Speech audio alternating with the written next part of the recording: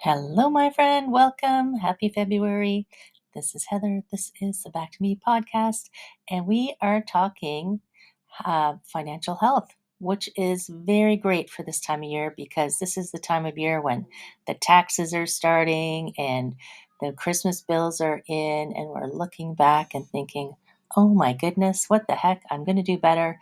And your financial health is important because as I've learned from Pamela, who we're going to talk to today, you could live 30 years after your retirement. And you definitely want to make sure that you're ready for that. So have a listen. Check out Pamela's amazing wisdom. Let me know what you think. And if you know someone who'll benefit, you know what to do, my friends. Send it out into the world. Talk to you soon.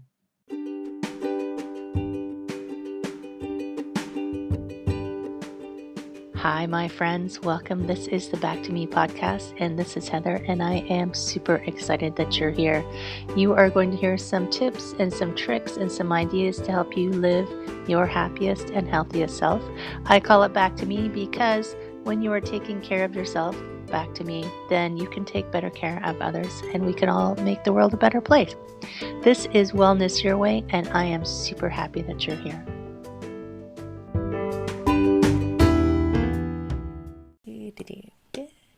Hello, my friend. Welcome. I hope you're having an outstanding day. Happy February. Happy February.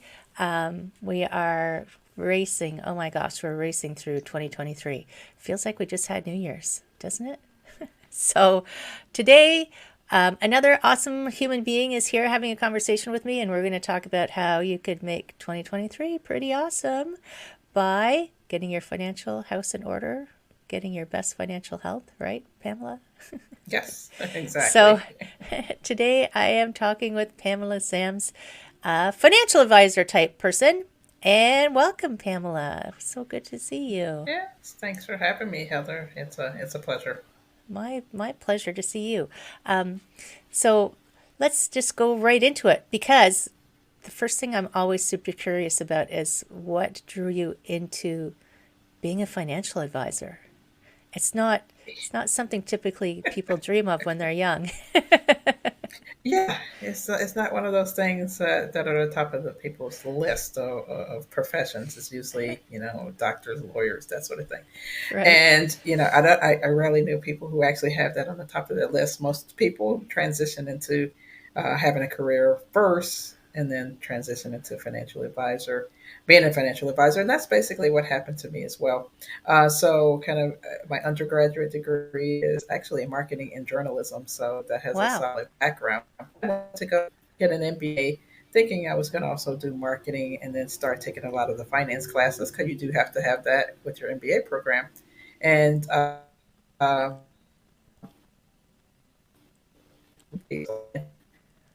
management, MBA financial management, and was thinking I was going to do something totally different, like banking, and make the big bucks that way. And then I had two kids back to back in graduate school, so that probably was going to Oh my happen. gosh. Working 80 hours a week doing investment banking, so I took a sabbatical for about a year and a half, trying to figure out my next. Definitely, my dad got sick, and then my mom was taking care of him. Unfortunately, he passed away, and then leaving my mom as a widow. So in that interim, I was actually able, me and my siblings, to help her really figure out her finances on her own. So I started really figuring there was other women similar to my mother that needed help in their financial lives planning. So, but a few months later, 2022, I'm sorry, 2002, I 20 got to years. help That's a big women jump. achieve financial success. Yeah, it's a big jump. Yeah, no, big jump. But 21 years is January of 2002. So, So 21 years, and like I said, January of 2002 is when I started my practice, really with the sole mission to help women achieve financial success. Helping women. Most of my clients are single by choice, divorced and widowed women. right. And I just recently posted on LinkedIn that I did, celebrate the 21 years in January. And I quoted the Mark Twain quote is, you don't work a day in your life if you find something that you enjoy doing. So I enjoy doing what I do for the last 21 years. have met with thousands of people to help them, is particularly women, with their money. Right. And it is true that there is that. So I'm your mom, and I can just think of kind of that. And maybe it's not just that age range, but I think of that age range as didn't always have responsibility for the money. And then they find themselves suddenly in this situation where they don't know what to do. And Hmm. so great. What do you find there's similarities in different generations, or do you just find women in general think about money differently or handle it differently? It is generational. My mother was part of what they call the Hope generation. So post, well, during the Depression, she was born in 1930, and so Right. a whole different view about money, and also how women probably did not take care of the household finances that was left to the men. She had basic knowledge, of course, on the day to day, but looking at the overall longer term, investing and financial planning and all of that wasn't involved, and a lot of women do. But I think right now Gen Zs are a little bit more intuitive when it comes to their money, more engaged, and do a lot more research. So, but it is a generational thing when it comes to women and their money. And I think maybe part because maybe women are staying single longer, you Hmm. kind of have to look after your own finances a little bit because nobody else is doing it for you, right? Yeah, exactly. You're exactly right. Because that's what working with a demographic to be on their own with their finances. It's a heightened awareness of what's going Yeah. on in their lives in terms of their money. Yeah. And do you find that there's different concerns for women for planning their financial health, or is there's something that they specifically would think about differently? Hmm. I think the overarching concern for most is I'm making sure I'm not going to run out of money, that I'm going to be okay, that I'm not going to, be eating dog food or cat food. I get that a lot. Is making sure I have enough money that I'm not going to be eating cat food or dog food, because women tend to live longer, and Right. so we make sure we have enough resources if you're going to live, or at least planning for. I always tell my clients planning for a 30 plus year retirement. That looks a lot different if you're on your own versus if you had two people that you're working towards. So that has always been the underlying concern, is making sure I have enough money. I'm not going to be a burden to family or friends or anything like that, that I can take care of myself and that I have security. Right. It's so funny. I was actually thinking about that the other day. I don't want to eat dog food or cat food. I don't know. That price of gourmet dog food, I don't think I could afford that now. I know. I was just joking with a potential client the other day. I said I could probably at least give you get you to premium dog food, because that's a lot. You look Right. at these commercials, you're like, wait, they're eating better than some humans. They are. It's so crazy. Oh my gosh. Animals have become your children, I guess, for some people. So they get Exactly. better treats than the people do. They But do. it is true. I mean, you want to be in that place where you can live in that lifestyle that you've always lived without having to sacrifice, and stop being Hmm. able to go to the coffee shop if you want, and all those things. And I guess yeah, I remember when I was in university, the statistics class about how women always live longer, Hmm. and the joke was men just can't take it anymore, so they check out. They check out. Yeah, exactly. We wear them out. But Hmm. so is there something like when you're, I guess everybody would be individual, how Hmm. you help them.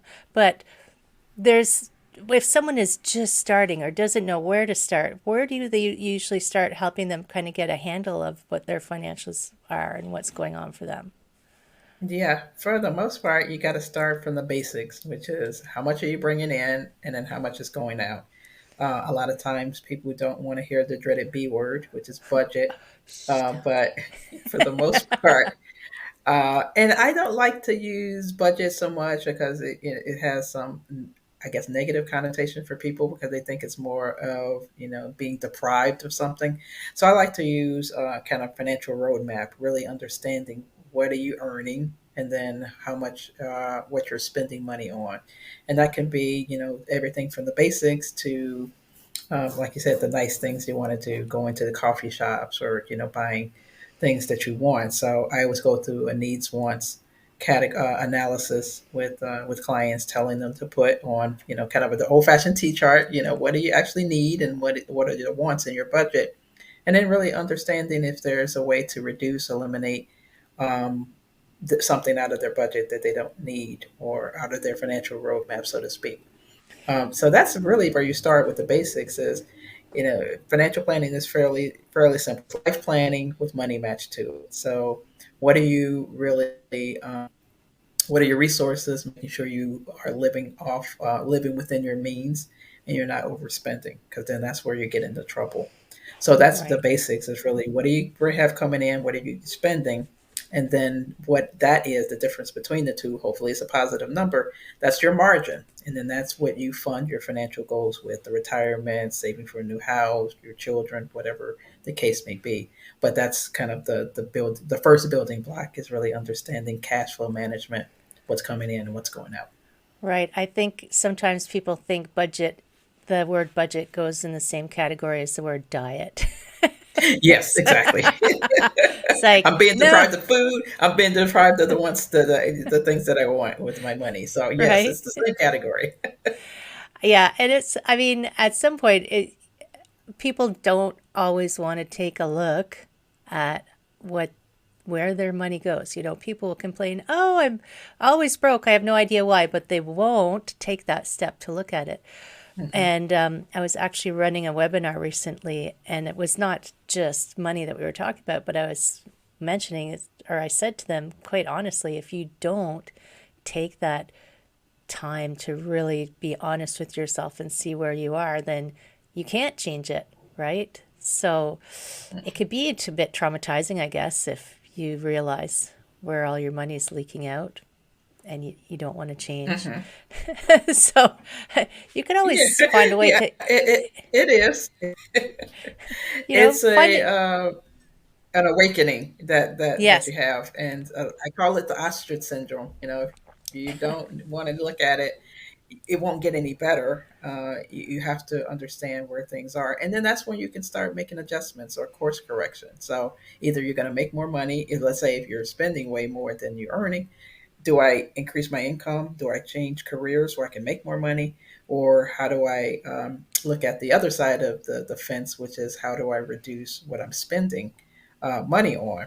That could be, do I live in a cheaper place to get cheaper rent? Do I uh, not drive a car, and if I'm close to public transportation, maybe I save money there, or maybe not buy the top of the line car. Maybe I do, something different where I can influence things that you have control over, which is right. basically your spending, is where you need to focus in on. But you do have to take a look at it. Unfortunately, no ostrich syndrome. No ostrich syndrome. It's funny because when everything closed in March 2020 and everything was shut for a while, was and I mean I usually I keep quite good track of where I spend money, but I really hadn't sat back and looked at how much I spent at Starbucks until it was Mhm. closed for 6 months. And I realized, wow, I must have been spending a lot of, and I don't even drink coffee, which is even funnier.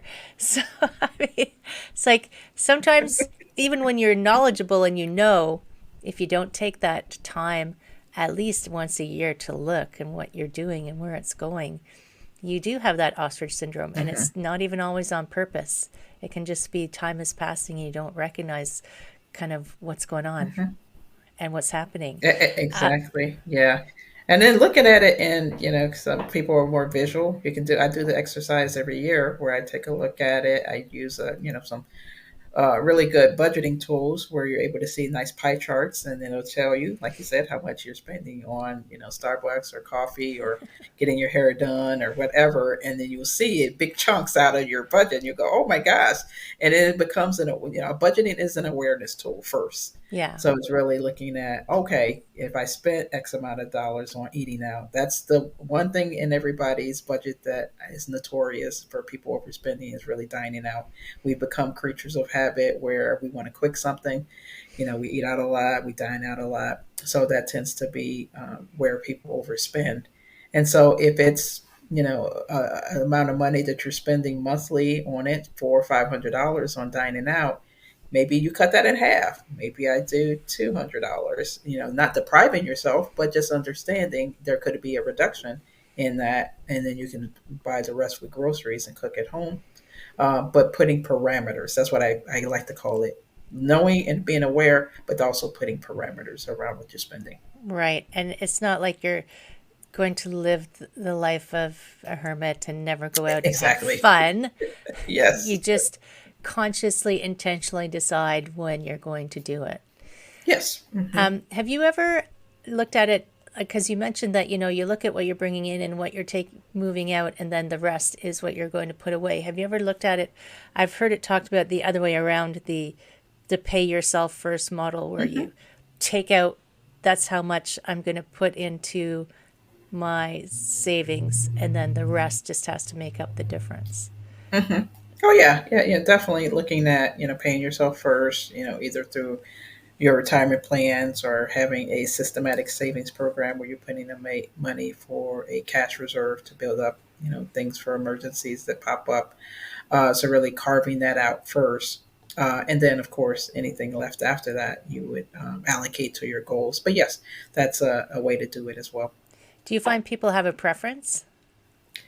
Um, a lot of times, if you work it the other way, and it's like whatever's left over, then it's not going to be left over. That's what happens. People tend to spend pretty much everything that they have, and I've seen, people making $20,000 a year, and then some that are making well over $1 million a year. It's the same situation. If you have it, you're going to spend it. Unfortunately, unless you capture it first. So I always tell people to try to pay yourself first. You know what you have for your financial goals, putting money away for retirement, putting money away for cash reserve, insurance programs, whatever it is, putting that aside. And then if there is extra margin, do you allocate it towards any program or do you just put it aside on the sidelines for additional cash? Vacation. Or vacation. Yes, or vacation. Exactly. Have a vacation fund if Yeah, you have a vacation can. for Oh my gosh. it. Exactly. I say that jokingly. We have a vacation fund where we have money Yeah, allocated. yeah, you do need that. That's why I go through all of the goals. Even from I want to take a vacation, or I need to buy a new car in the next couple of years. Right. Knowing where the resources are going to come from. That's my always my question. Is that okay? You're going to do this, have this particular goal. Where's the money going to come from? Where are you paying for it? Is it And out it's of existing? Uh, Funds that you have, or you're going to save it, or God forbid, hopefully not borrow it, but well, I I was need to gonna know say, yeah. where's it coming from, Like so at you one know point, where you are. I remember at one point, way back when I was a kid, if you wanted something, you saved up to get it. hmm And now it's become so easy to, maybe not right now, but at one point it was pretty easy to, oh, I'll just get a credit card and buy it and pay Yep, it off yeah, later. Or I'll and pay just it get a off bank later. loan and I'll pay it off later. But those things are so creepy. Like, I feel like credit cards are legal money launder or loan sharks, legalized loan sharking because of the interest rates that they charge, Yeah, and yeah, the people don't realize how quickly you can get underwater with that. I mean, you thought, well, I'll just pay it off later, but if you don't hmm have that discipline to actually pay it off, then you end up further behind than if you had just saved your money to buy it hmm sometime later. Delayed gratification, we're not so good at. we're not so good at it as a society. We're not good at delayed gratification. That's why, like I said, I'll put it on a card. I'll figure out how to do it later. And even with clients when I work, okay, that's fine. Let's put you want to put it on the card, but let's have a debt reduction strategy so you're not accumulating too much debt or interest on that. So that 5,000 now turns into 6,000, and yeah, over time. And then these buy now pay later situations, I'm sure they probably have it Oh, yeah. all over. Is that's even worse because some of the interest rates are really really high on that, and the payments are higher even. But a lot of the merchants are saying, okay, especially during COVID, it was like the credit cards were different, so they came out with a buy now pay later type of situation, and those are really notorious bad for people because the payments are high, the interest rates are high, and it seems like a vicious cycle that you're really never able to get out of it. You can get stuff right away based on that, but if you, unless you have a strategy to save it, to buy it, it's probably best to do so versus the buy now, pay later situation. Yeah, they don't pay for a whole year and it seems like it's forever. Exactly. But as Yeah. I said at the beginning, it's already February. Mhm. Yeah. So I know. time goes really Time fast. goes by really, really fast. And so, yeah, some of these, 0% for 6 months, and then next thing you know, 6 months later. And then what people, I mean, people read the fine print, but if you don't pay it within that time period, then all of the interest comes back on that. So have a game plan to pay it Whoa. off within that time period if you're going to use some of these strategies. It looks good on the surface, but unless you have a way to pay it off within the time period that they tell you to, it's best to have the cash on hand if you can. Right. And this is something that I've seen a lot advertised lately, and I'd be interested in your opinion on the whole reverse mortgage for Hmm. seniors who own their homes. It seems it feels like a bad idea to me, but I'm sure there's reasons why it wouldn't be. Hmm. It's a strategy that some people use. You have to understand what the rules are. Of course, with reverse mortgage, if you own your home, you're able to basically you get a payment out of it if you're strapped for cash. Those are usually people who have their homes paid off, and then they're basically house poor and cash, house rich and cash poor. Right. That they don't have enough resources.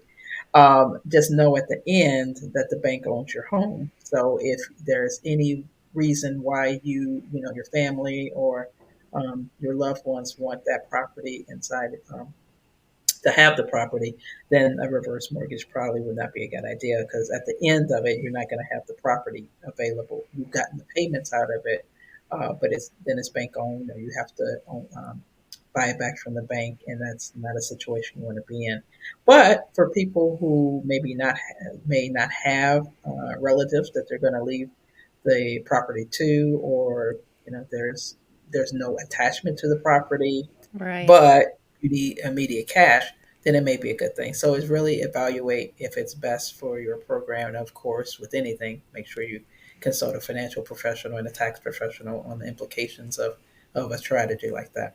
Yeah, it may seem like a good thing on the surface, but if you don't Mhm. know your personal details, I Exactly. I guess I always felt like, "Oh my gosh, that seems like such a terrible idea." But yeah, when you put it that way, I can see where there would be people who would really have a better quality of life if they needed that cash flow and there was no one really concerned at what happens at the Hmm. end. Also, you Yeah, never really know how long you're going to live, right? that's great. I mean, That's statistics right. will tell you one thing, but my mother-in-law just turned 96. So, Mm, yeah. and I know someone who has an aunt who's 106. It's like, Mm, wow, yeah, like yeah. And people are living a long time. people are living a long time. I think this is statistically I saw this is probably the most centenarians that we've had, that people are living well into their hundreds. So, like I Wow. said before, planning for really having resources for 30 plus years, having more life than money sometimes, or Yeah. how do you deal with it? I always tell clients I don't have a crystal ball, but if I didn't predict this right, you have to come and live in my basement. So, I don't have anybody living in there yet. So, They, I don't know if that's good or bad. I don't know if that's good or bad. And you were telling me that you're speaking at no, it's both virtual and live, right? A summit Uh-huh. coming up. Yeah, yeah. It's a Women in Technology Summit. So I'm going to be talking about some of the emerging trends in wealth management services, the AI people have probably read about Chat GPT and a lot of different things that are coming out. So I'll be talking about some of those things that are going on in financial services as it relates to technology for that conference. Is that for people working in the sector, or is that for just people who are interested in what's going on? Both, but mainly people who are in that sector. But it is open to both. And it's interesting the AI trading bots, the ones who Hmm. I can't remember what they call them. It's like they tell you, they do the trades for you, or they figure it out based on how are they trending? Are they doing a good job with their trades versus real people, or who knows? Who knows? I mean, always having a human element because the algorithms will do basically what they're trained to do or programmed to do. Understanding a person's financial situation overall and how it fits is still keen with that versus doing a bot.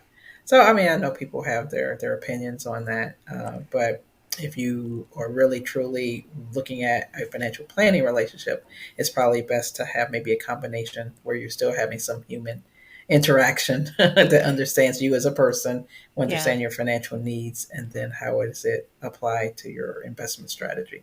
Yeah, I don't feel ready to hand my money over to a bot at this Yeah, point. exactly. I like being able to talk to my real human and have a Hmm. conversation about this and that and why this and why that. But yeah, it's I just see them advertised a lot these days. And the Women in Tech Summit, it's in March. It's in March, yes. It's in DC, Okay, and then I think they do have a virtual component to it, but it's WITS, Women in Tech Summit. So you can probably take a look at it or cool. Google it. I'll probably throw it in the show notes for people who are going to look for it, just so that because I know there's going to be people who think that would be pretty cool to go and watch, right? Yes. And so because I know that you have this download, Hmm. it's called Unlock Your Money Blocks. Do Yes. you? And I think you've got it as specifically for women. Is that how you've written it? I do. I have it. We tend to have, unfortunately, more challenges when it comes to our money, and blocks where we are able to achieve the things we want to because we have these mental situations that are going on. So I have a background in behavioral finance, a designation. Okay, It's called a behavioral financial advisor. So it's a BFA, not Bachelor's of Fine Arts, but it's a behavioral financial advisor, and it talks a lot about, or I have conversations with my clients about how they grew up with money, how money was handled in their household, how were their parents with money. We learn our money behaviors by the age of 6. So depending on what our environment was when we grew up, we have basically those same type of viewpoints and behaviors that operate in our background that we may not even be aware of that prevents us from achieving financial success. So that's what it talks about, unlocking your money blocks, because everybody has them. Is it hindering you? Or are you able to move forward? So the download or the ebook that's available will address that and then show you how some ways to unlock those. and I mean it's interesting. I don't know if it's the industry that I'm in, but I see it discussed a lot more than I think it used to be about how people have all of this experience when they're young that they don't even recognize has created the environment for them to be where they are now. And some people don't believe it. But Mhm. if you really dig into it, you can say, "Oh, yes, that's why I do that." And it's interesting. So, have the studies shown it's up to the age of 6 that most Mhm. of the imprinting comes? And I guess you don't have discernment up to that age, really, No, it's just what you learn, around 6 or 7, but it's basically what you grew up with. So, did you get an allowance, or if you got money, what did your parents tell you? My parents grew up in the Depression era, so it was a lot about frugality and right? saving money, not about a whole lot of spending. So, I tend to be that way. Me and my husband have discussions all the time on, I'm like, hey, let's save to buy that. And he's on the mission. He's like, hey, we can put it on a credit card and do it later type of thing. So it does have bearing on how you look and view and deal with your money on a day-to-day basis as well. It is true. My husband and I, when we first started dating, we called that the ant and the grasshopper approach. So Exactly. he was the ant and I was Hmm. the grasshopper. And I can remember when I was young, I think my allowance was 25 cents or something. You know, Hmm. you're a little kid. And what would I do with it? Go to the store and buy 25 penny candies. Yep. I remember penny candies too. I And they know. were in open jars. Oh my God. I know. So you're just grabbing a handful out of there and doing that. I Yeah. know. It's funny because I tell my kids, they're basically, Gen Zs and such, telling them about the penny candy thing, and they're like, "What? Candy used to be a penny?" Uh, You can get a but whole that, bag. yeah, you can get a whole bag of it. But a lot of times the philosophy, people, my parents, it's like you save some, you spend some, and then you basically give some to charity or something. So it's like a three-pronged approach to money. But depending on that, I have some clients whose parents were really frugal, some were really spendthrift, and so it can work either way. So if you have a parent that's fairly spendthrift and you didn't have any, it could have the reverse where people are like, I Right. don't want to do that. So I'm really hoarding money and I'm not spending money on anything. So Right. you have that challenge, or you have somebody who definitely mirrors their parents and then they're spending a lot more money and they're not saving anything. So Right. Yeah. understanding where your money biases and your blocks are, in order to achieve financial health is one of the things that the ebook will address. Right. And does it talk about retail therapy? Probably not as much, but that does, come up a lot of times. Is that I do have clients that come to me. It's like, you're gonna have to definitely put me on a budget because sometimes I'll have bad days, or or vice versa. If they have really good days and they want to reward themselves, retail therapy happens. Yes. It's a real thing. Oh my gosh. And because I've had friends who I know who used retail as therapy, and I can just remember being in a store with one of them, and we weren't very long out of university, and she had her first credit card, and she was having a good old time, and she went to buy some another outfit, and they told her her card was declined, and she said, she only had it a month. She said, declined? How is that possible? And then she went, oh. Oh yeah. Oh, let me add that all up. Yeah. I mean, and it took her a long time to get herself back from under there. And retail therapy, I guess, yes, I always spent all of my allowance, but retail therapy, the consequences of it frightened me. So I never let myself So you know, go that far over the edge. exactly. I try also not to eat a whole bag of candy anymore Yeah, because, I think, oh my yeah, God, and when you get older, definitely not. definitely not. Probably for the dentist, but not. In your Unblock the Money Blocks book, what do you think is the most common one that you see? Mhm. The one that I see the most is really being fearful of either using their resources for additional gains. So, like I said, sometimes people get so stuck that they don't know what to do.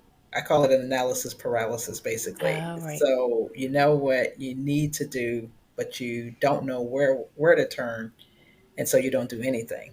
And so right, that's a money block in itself because you're not sure where you need to.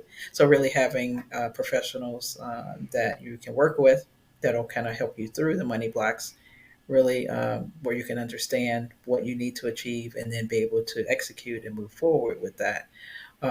That's what I see a lot of times is really people just being analysis paralysis, having some blocks, not ensuring how to clear the blocks enough to make positive moves for their financial health. right. And I mean, I always go to professionals. I mean, I joke with people. I'm like, I'm not going to go to a plumber and ask him about, my liver. So I'm Hmm. not going to go to somebody who's not qualified to talk about my money. And I think sometimes people, because there's a lot of people out there now selling financial products and talking about financial products, maybe they just don't know where to go anymore. Do you think that's part of the paralysis? Yeah, it's we're inundated every day. I can't remember the stat, but we have so many messages that we are presented with every day. From TV to internet, all of these different things, and you're just not sure where to turn or who to listen to. Right. So really, chatting with family and friends who may be working with a an advisor or have a really successful relationship. That's where you want to start first. People that you know and you trust, and that will be able to provide some resources to you. Because some of these things, like you said, you may be fearful because you're not sure, if you're going to be scammed or if this person's credible. And so, do your due diligence. Really, anybody that you speak with, make sure they are, properly licensed, that the financial solutions they come up with are viable. They're not going to be scams or anything like that. Right. So really, doing your homework. Yeah. Um, and I think Canada and the US are fairly similar in the designations that they give people for Hmm. financial advisors. Yes. And I guess understanding the differences between ones who work for a bank or ones who are Hmm. independent. And yes, take, Yes. I always encourage people to take responsibility for the things in their lives that they want to improve and to be healthy in whatever healthy looks like. And Hmm. it might take a little research on your part, right? So, Yeah, exactly. And making sure a person is a fiduciary, that they're able to work in your best interest, that they're not just selling products and services if they make big commissions on, or because that person doesn't have your best interest, because things they present, they may get paid, bigger commission or commissions on. So the true fiduciary advisor really works always in your best interest and present solutions that are as such. right. Yeah, that's an important distinction for Hmm. sure. So good. So much good information. Man, you're a resource. People need you and more of you in the world, Yes, right? yeah, I know. It's like it's. I always tell people this is not your grandparents, financial planning or retirement. It's a lot different landscape these days. Before you got to go watch, you sat at home on the porch, and you lived a few years in retirement, and then it was all said and done. It's just so many different variables these days. And I always tell people the retirement planning, financial planning is really, like you said, it's not a do it yourself type of situation. You won't do your own plumbing, you won't do your own auto mechanic. You really Yeah. need to have somebody specialized to help you with the journey of Yeah. financial wellness and financial health. Even cars are too complicated now. You can't do your own oil changes You can't even anymore. do It's your own. like, Exactly. You can't do that anymore. My dad taught me how, get under there and, get the oil pan, all of that. I was like, can I just take it to Jiffy Lube or something? yes, that's what I do. I actually do go to Jiffy Lube. Forget it. Yeah. I'm not doing I'm not doing it. that. I know how, but I'm not going to go under there and do that. I could change my own tire, but I have the auto service do it instead. Exactly. You have all of these different resources available to you. Same Oh my thing goodness. with financial So good. services. If you don't know, if it's not your day to day job, some people try to skimp out and just spend a little bit of time doing it. Most people spend more time planning their vacations than they actually do their retirement or their financial plan. So you want to spend the time to do it, and if you don't have the time to do it, really seek professional advice if you're not going to put committed to putting it full force into it. That's a crazy stat. It Spend is. more time planning your Yeah. vacation because Hmm. your vacation is what, 1 or 2 weeks, and Yeah, 1 or 2 weeks. your retirement could be 30 years. It could be 30 years. Exactly. Okay. But that's not fun. Like, if you're planning to go to Bahamas or Hawaii or something, that's fun to plan. But, planning for 30 plus years retirement may not be as fun to do. Maybe, but much more of a payoff. Much more of a payoff as well. And, one of the things that I get a lot of times is people, because they don't think about it a whole lot, is what are you really going to do? The money piece is really important. That's in the forefront, but a lot of times people don't really think about the lifestyle. What are you going to be doing with 24/7 now for 30 years? You got Yeah. to fill in the time as well. So those are some of the things that I employ people to do, is really understand what are you going to be doing, where you want to live. It's just as important of how much you need to live in retirement. Yeah. Super important. Mhm. Thank you. That's awesome. Thank you so much, Thank Pamela. you. Thank you very much for having me. I enjoyed our conversation. Absolutely. But before we go, I always ask people, my awesome humans, if you have a final word of wisdom. I mean, I know you've given tons of wisdom, but if there was something you just wanted people to really take home with them. Hmm. I'm probably gonna steal a tagline for Nike and just say, "Just do it." Especially with finances, people, during this time of the year, January, February, people are gun ho, and then by the time they get to March, April, back to the same habits. Really, just do it. What I tell people is to spend some time with their finances on a consistent basis. I call it a financial date night, either with your spouse or even by yourself, to see what the state of the union is with what's going on with your finances. That could be once a month, it could be twice a month, but just make sure you put it into your schedule. And you don't have to do a whole thing. What did I bring in? How did I do this month financially? Did I spend less? Did I make more money? What did I do with my resources that came in? So really making it a habit of looking at your finances and your financial health on a more consistent basis with that. I love it. Financial date night. And you can have a bottle of wine if you want. If And it's that's what I tell people, if it makes it more relaxing, wine and cheese, whatever you need to get yourself to sit down and do it. And then, like you said, with retail therapy, maybe that's your reward. I get a chance to right, sit down with a nice, wine and cheese, some olives and, tapas or whatever. And you look at your finances for 20 to 30 minutes. Maybe right. that's your reward. I like it. I like it. I'm putting that in my calendar. I actually wrote it down while you were talking because I think it's brilliant. Thank you so much. That's awesome. Thank you, Thank you very much, Pamela. Heather. And my friends in podcast land, go and check out that download. The link is in the show notes. Go and check your money blocks because we all have them. No matter how much you have, I'm guarantee you're going to discover something. And unblock those blocks, my friends. Take care, and I will see you next week.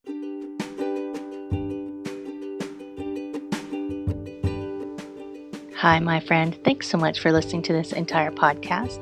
If you found it useful and you're like me and you like helping others, please feel free to share this. Give it a like, give it a comment. If you found something useful in it, there's a chance that someone else will find something useful as well. Also, if you have any questions at all, I can absolutely help and I would love to help. You can email me at heather@prosperityflowcoaching.com. If you want more of this awesome content, you can follow me on Instagram, Heather Stewart Coaching. You can follow me on Facebook, Prosperity Flow Coaching. And I have a personal request. I want to help as many people as I can with these podcasts. And if you could give me a review, hopefully a good one, if you could share, if you could send this out into the world, I would truly appreciate it. I hope you have an amazing day, and I hope that you find your way to wellness by getting back to me. Take care, my friend.